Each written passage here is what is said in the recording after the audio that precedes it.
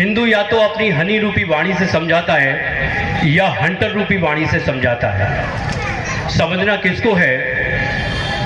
विधर्मियों को, जिन्होंने इस पावन भूमि को, भारत भूमि को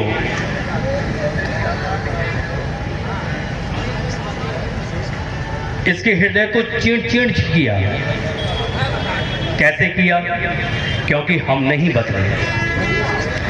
आज ऐसी महासभाएं हो रही हैं, आपको जगाया जा रहा है। क्यों जगाया जा रहा है? क्योंकि हिंदू सो गया है। चाइना में एक मैगजीन गॉर्गी हुई और मैगजीन गॉर्गी ने अपने बेटे को बहुत समझाया कि बेटा, दुनिया में बहुत अच्छी बातें हैं बेटे, दुनिया में बहुत अच्छी बातें हैं, लेकिन अच्छी बातों को अपनाता कौन है? कौन उसे ग्रहण करता है?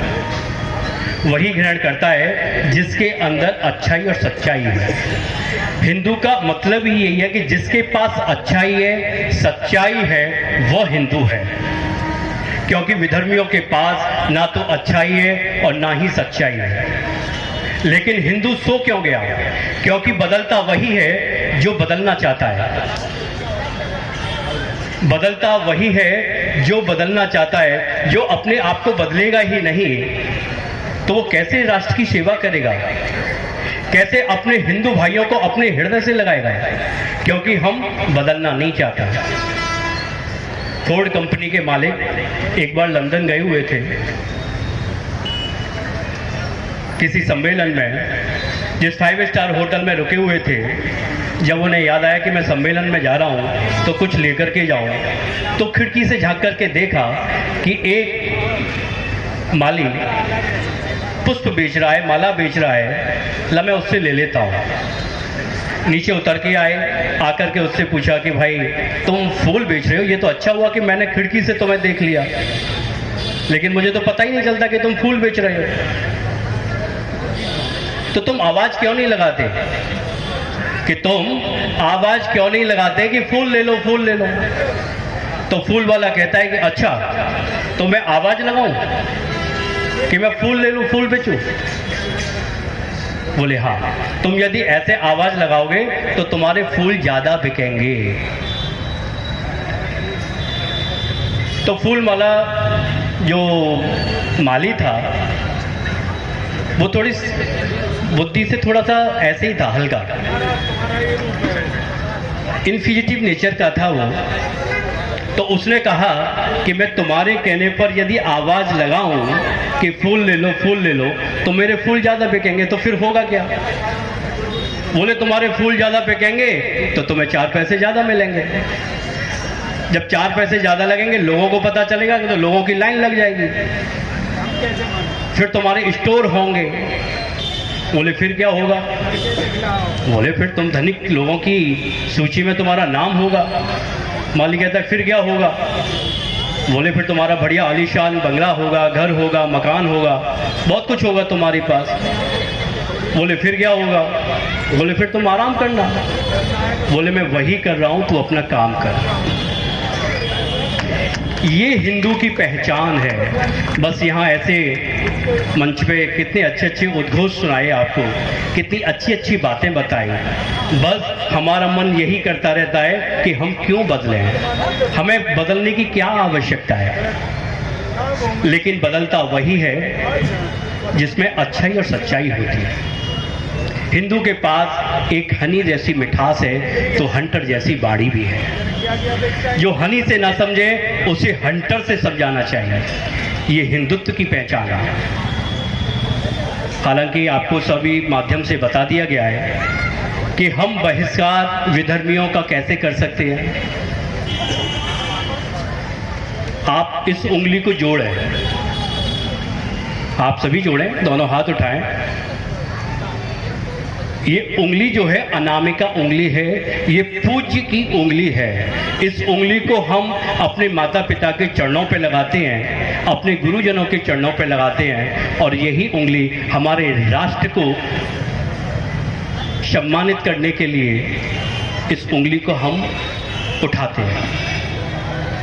इस उंगली से तात्पर्य है कि अपने श्रेष्ठ व्यक्तियों का वंदन करना, चिंतन करना। इस उंगली से तात्पर्य है कि अपने पितरों को, आज हम बड़े सौभाग्यशाली हैं कि श्राद्ध भी कर पा रहे हैं। आज हम बड़े सौभाग्यशाली हैं कि ऐसा विशाल वातावरण महाकुंभ का बन पाया है। किस वजह से?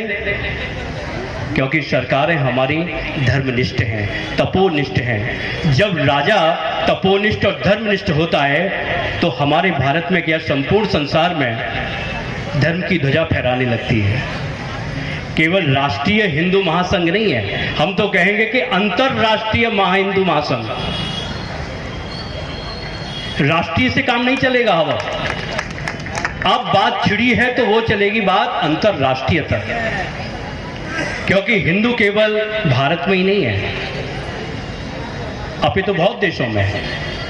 एक मेरे मित्र हैं स्वामी नीलमणि दास जी, उन्होंने 65 देशों में सीताराम नाम की दीक्षा दी है,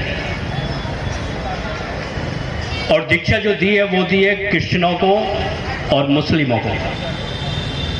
और अभी उन्होंने आश्रम जो बनाया है 3.5-4 करोड़ लगा करके, उसमें किसी हिंदू भाई का धन नहीं लिया है, उसमें धन भी जोड़ा है तो विधर्मियों का धन लेकर के, और उन्हें पूर्ण सनातनी बना करके आज वही अंग्रेज भारत में आकर के हमारी संस्कृति को अपना रहे हैं और हम संस्कृति का परित्याग कर रहे हैं।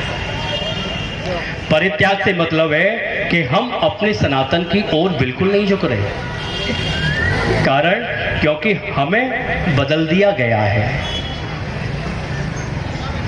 हमें चेंज कर दिया गया है। किसके माध्यम से? टेलीविजन के माध्यम से। आपने लव जिहाद सुना, आपने लैंड जिहाद सुना, आपने नाई जिहाद सुना, आपने डॉक्टर जिहाद सुना होगा। भोपाल में एक डॉक्टर पकड़ा गया, वो जितनी भी हिंदू माताएं जब प्रेगनेंसी के समय उसे दिखाने जाती थी तो वो विधर्मी उन महिलाओं को, उन स्त्रियों को, उन माताओं को ऐसी पिल्स यानी कि टैबलेट देता था कि इनका गर्भ गिर जाए। तो हमें चयन करना है कि हमें जाना किसके पास है। आपको याद होगा 1990 में, 90 या 92 की बात है, जब गोधरा कांड हुआ था। उस गोधरा कांड में उन जिहादियों की दाढ़ियों को पकड़ पकड़ के मारा, उन्हें कूटा गया, पीटा गया, तड़पाया गया। तो उन विधर्मियों ने क्या चाल चली कि हमारे बड़े बड़े जितने भी अभिनेता हैं, हमारे जितने भी बड़े बड़े नेता हैं या क्रिकेटर हैं या खेल खिलाड़ी है, कोई भी है, उनके द्वारा दाढ़ी रखने का प्रावधान रख दिया कि आप दाढ़ी ऐसी रखें जिससे कि हिंदू भाई भी अपनी दाढ़ी जिहादियों की तरह अपनाने लग जाए। जब कभी भारत में जंग छिड़े तो उस जंग के दौरान यही समझ में